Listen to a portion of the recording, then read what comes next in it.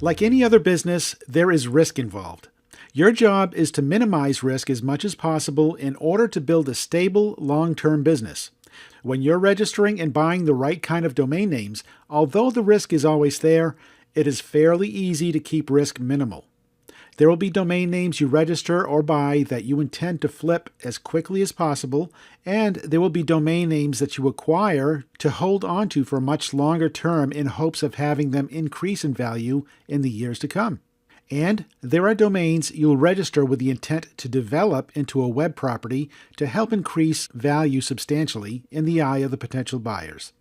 Most of your focus should be on domain names you can flip as quickly as possible.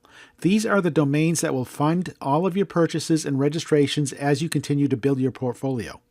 One of the very hardest things for the inexperienced domainers to wrap their heads around is this. It's perfectly fine to sell many of your domains at a price far lower than what you think the market will bear. In fact, I highly recommend doing this regularly. Why? It's far easier to sell 10 domain names at $200 each than to sell one of those domains at $2,000. In the end, it doesn't matter how many different domain names flow through your hand. What matters is the total profit you see at the end of any given time period. Selling many domains at a lower price creates the stability you need in this business. Having a continuous cash flow, a little at a time, is far better than waiting and hoping for the next big sale.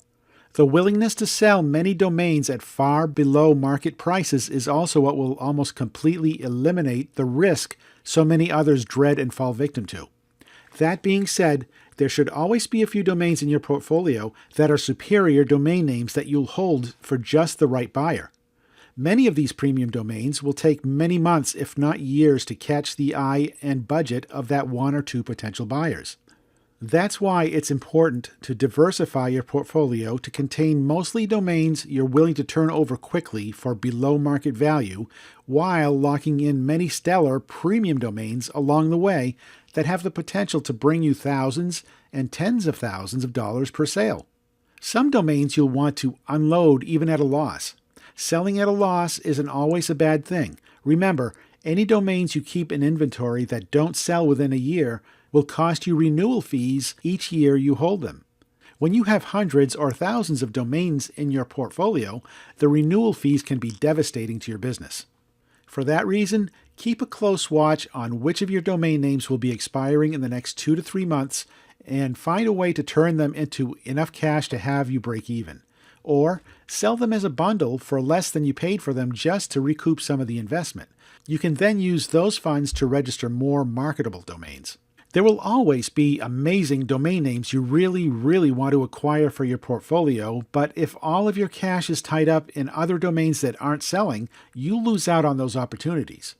As difficult as it can be to let go of many of your domain names, liquidating them is more often than not the best thing you can do for healthy profits. In the long run, you'll be glad you ate the temporary loss.